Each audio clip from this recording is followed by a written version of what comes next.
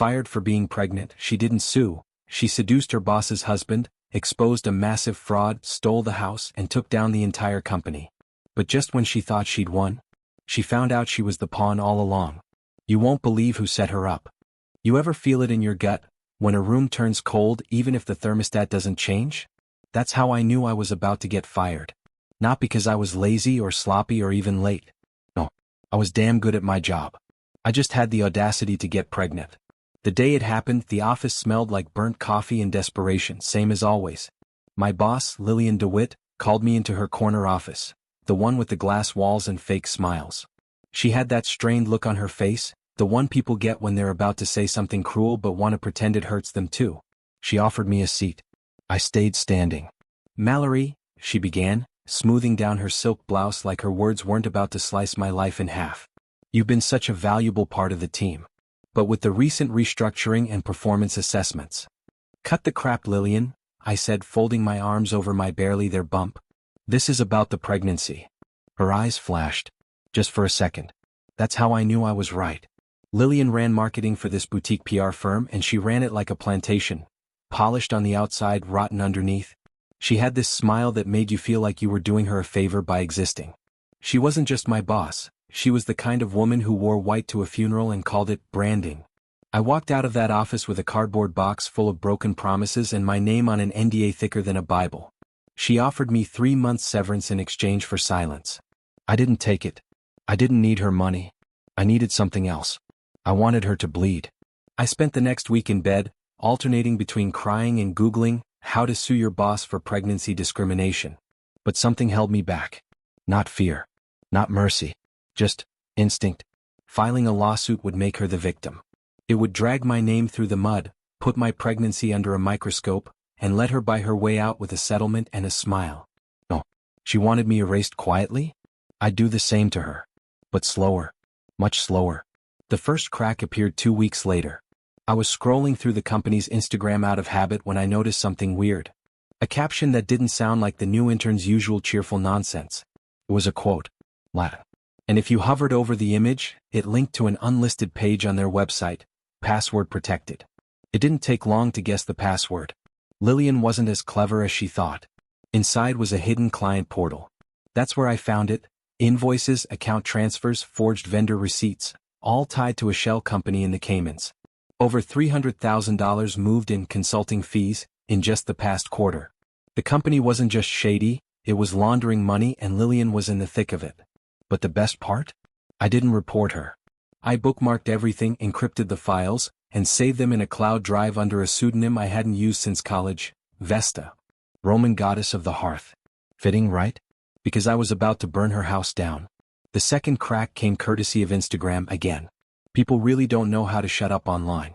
Lillian had posted a spontaneous vacation photo of her and her husband, Nathan, sipping cocktails in Tulum. Matching wide-brimmed hats, linen outfits, the whole midlife crisis aesthetic. But what caught my eye was the tag on the photo at Veronique_Vanilla. A boutique swimsuit brand I recognized, because just 2 days earlier, a lingerie invoice from that exact shop was listed under office supplies in the shell company's books. Interesting. So I clicked the tag. The brand's founder had posted a behind-the-scenes story, private plane, champagne, a leg draped over a man's lap. That man had a distinct watch, platinum Cartier. Same one Nathan was wearing in the beach photo. So Nathan was on a plane with another woman. Not Lillian. That's when I realized the third and juiciest truth of all. Lillian was cheating too. I had the keys to a crumbling marriage, a criminal enterprise, and a narcissist clinging to her reputation like a security blanket. It was time to pick a side. So I chose the husband. Nathan DeWitt was a man built like a sculpture and hollow like a chocolate bunny. I knew his type. Wore success like a cologne, let his wife do the dirty work, and smiled at the reflection of his own lies. Perfect. I saw him again, accidentally, at an art gala I knew Lillian couldn't attend. She was speaking at a women in business conference, so I made sure to walk by him in a red dress that clung in all the right places and left room for imagination. I bumped into him at the wine table, laughed like I didn't know him, and asked if he'd ever been to one of these before. He offered to get me a drink. I let him. 3 weeks later, we were seeing each other. He didn't recognize me from the office. Never looked past his own reflection long enough to notice the receptionist turned account manager he'd walked by 100 times. That's fine. The less he knew, the better. I played my part. Sweet. Smart. Just curious enough to ask questions and just careful enough not to set off alarms. I let him talk. About work. About Lillian. About how he felt like less of a man since she took over the business and made more money than him. He felt emasculated. Perfect. I fed that insecurity like a starving dog. Told him he deserved more. That he should have a woman who valued him. That he was too brilliant to be a footnote in someone else's empire. And then one night, after a bottle of Bordeaux and 3 hours of candlelit bullshit, I whispered, "Why don't you run the company?" He blinked. And that's when I knew he'd never thought of that before. But now that he had, he couldn't unthink it. I didn't rush it.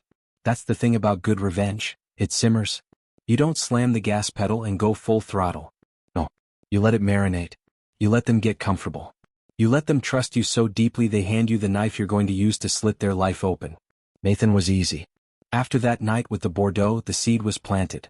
You could see it in the way he started talking. Less, my wife's company, more our vision, like the boardroom crown was already being polished just for him. His ego inflated so fast I'm surprised it didn't pop right there over breakfast. He wanted power.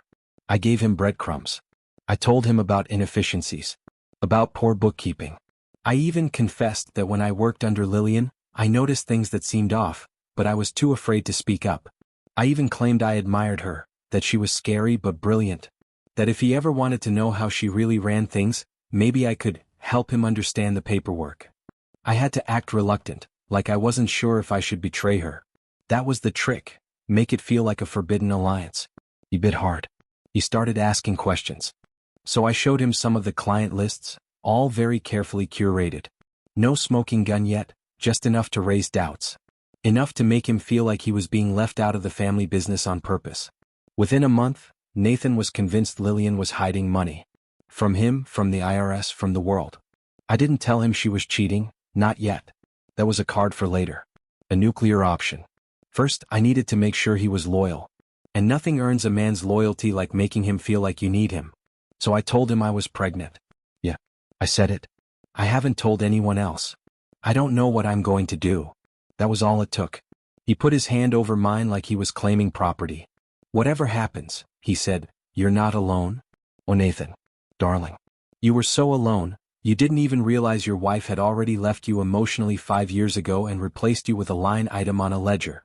So here's where it gets interesting. Nathan decided he wanted in. Not just in my life, not just in the baby's life, there was no baby, but in the business. His business, he called it. He asked me to help him dig. So I played the role of eager accomplice. He started going through Lillian's emails. I taught him how to recover deleted files. We uncovered more shell transactions, unlicensed vendor deals, a dozen confidential documents she thought were long gone. I never gave him everything, just enough. It was like watching a man discover fire and then try to burn down a forest without realizing he was standing in it. Then came the night I'll never forget. He asked me to come over for dinner, just us. No wine this time. Just take out some jazz low lights. He was jittery. Hands tapping the table. Breath shallow. She's been lying to me, he said finally. I didn't respond. I just looked at him, waiting. I talked to a lawyer today. He said if I can prove she committed tax fraud and mishandled funds, I can push her out of the company. That was the first time he said it out loud. Push her out. And then, because the universe is poetic like that, his phone buzzed. It was a message from Lillian. A photo. Of her in lingerie. Not the kind he bought. The kind I recognized from the boutique invoice. The kind she wore for someone else. Oh. I said, peeking at the screen. Special occasion? He laughed bitterly. Yeah. She thinks I'm in Denver. And just like that, he showed me the rest. He'd been digging on his own too. Phone records. Hotel bookings. Emails she forgot to delete. The name Lucas kept popping up. A 27-year-old creative director she hired last year and had apparently been mentoring in more ways than one. Nathan didn't yell. Didn't cry. He just said, it's my turn. We built a plan together, or at least he thought we did. What he didn't know was that every part of the operation was already in place. I just needed him to think it was his idea. We began collecting everything into a single master file. Fraudulent accounting, travel expenses masked as business retreats, falsified employment contracts. We even found a consulting firm, that was just a P.O. box and a checking account under a fake name. I coached him through the board meetings. I rewrote his presentations. I made him feel smart and powerful and righteous. He was none of those things. But he believed he was. Lillian never saw it coming. The day of the ambush board meeting, Lillian arrived in white. Classic. Power move. She smiled that tight-lipped smile that said, "This room belongs to me." She had no idea half the board already had copies of the evidence in their inboxes. Nathan stood up and gave the speech I wrote for him. Words like fiduciary negligence, gross misconduct, and embezzlement filled the room. She laughed at first, until he dropped the spreadsheet. Then the color drained from her face. It was a full, calculated, public decapitation. I could barely keep my composure. She didn't cry. She didn't scream. She just stared at Nathan like he'd grown horns. When she opened her mouth to speak, he hit her with the final line. "Lillian, you're fired." It echoed loud. It was over. Or at least she thought it was. That night I celebrated with Nathan. Champagne. Silk sheets. I let him believe he'd won. That the house, the company, the life, it was all his now. He was already talking about moving me and making things official, raising a family together. He wanted to be a father. He wanted to give me everything. So I told him I needed to go home to pack a few things. And that I'd be back in the morning. I didn't go back. Because in the morning, he'd wake up to find out everything he thought he controlled had already been rewritten in my name. You ever notice how people stop noticing you once you're not a threat? That's how I got everything I needed. I wasn't the boss or the wife or even the mistress, not officially. I was the whisper behind the curtain, the soft smile at dinner parties, the "oh, she's just Mallory" presence that made people underestimate me. Which is why no one thought to double-check the paperwork when Nathan started reshuffling the company. He was too busy playing king to notice I was signing the decrees. Here's the thing about a corporate coup, it creates chaos. And chaos is the perfect time to rebrand, restructure, reassign. With Lillian gone, Nathan wanted new blood at the top. Someone he could trust. Someone loyal. Someone like me. He made it official at a company brunch. Smiling, champagne in hand, he introduced me as the new VP of operations. Said I'd be helping streamline the vision for the next phase. That I brought a fresh perspective. No one questioned it. Half the staff was too busy whispering about Lillian's sudden exile and the rumors of her affair. The other half just wanted to keep their jobs. Me. I kept quiet, smiled, took notes, and started rewriting the DNA of the company from the inside. Nathan gave me access to everything. His email, the board's private Slack channel, the bank accounts. He trusted me.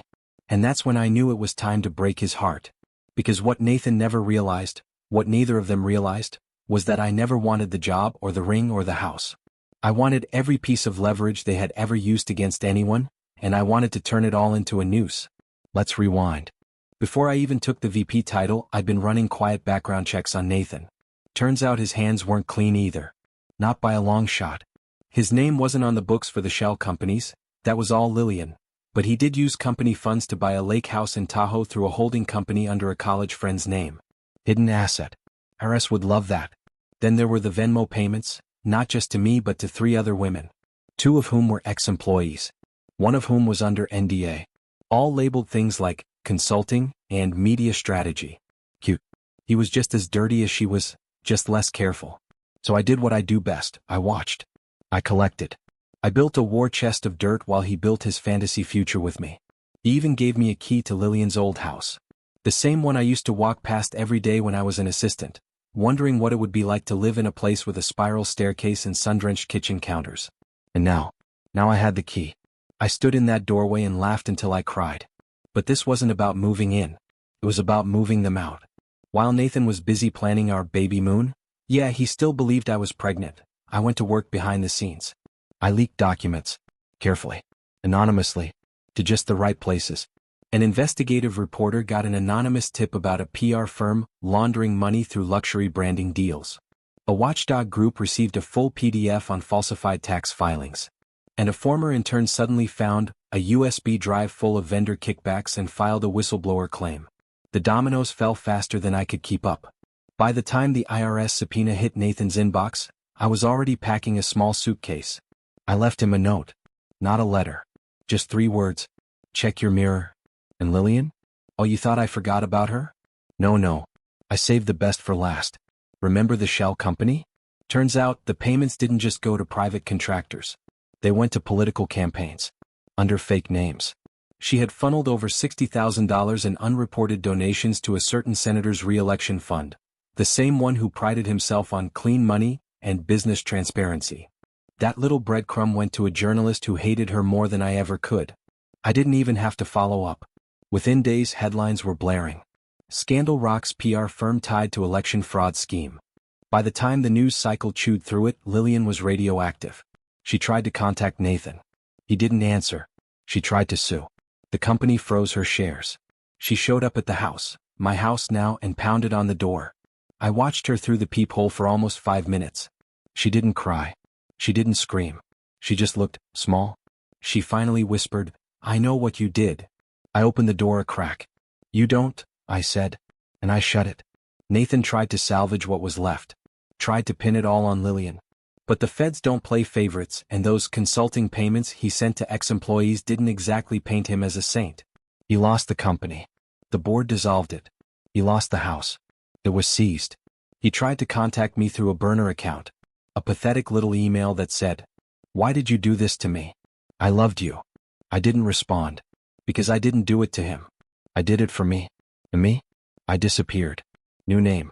New city. The money I'd siphoned? Untouched. Legal. Smartly done.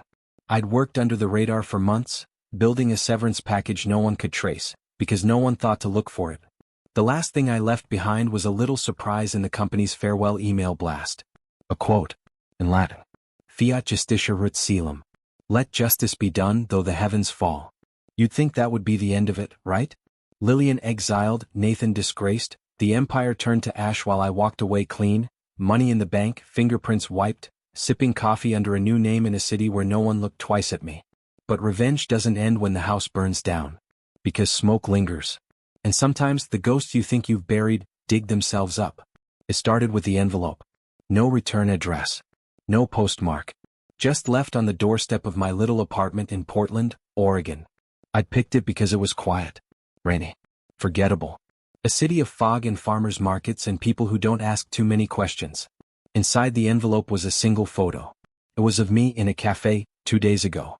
Staring out the window, book in hand, latte half full. On the back, written in pen. Nice place to disappear. Shame it's not far enough. My stomach dropped. I didn't move for a full 10 minutes.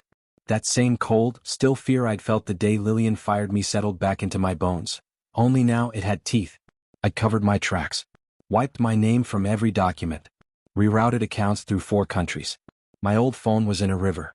I'd burned every bridge and danced in the ashes. And still someone found me.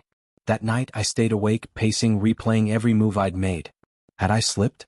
Did Nathan get out? Was Lillian still watching? Or had I made a mistake, the kind you don't know about until it's far too late? Then came the second envelope. This one was thicker. Inside was a flash drive. And a note. You forgot who taught you how to hide things. The drive contained 6 folders. Each labeled by date. Each one was a screen recording. My screen. My emails, my encrypted folders, even the cloud account I'd built under the name Vesta. They had everything. But more than that, they had footage. Of me. Planting documents. Using Nathan's passwords. Making transfers. Every step of the plan, recorded. Documented. Curated. Someone had been watching the entire time.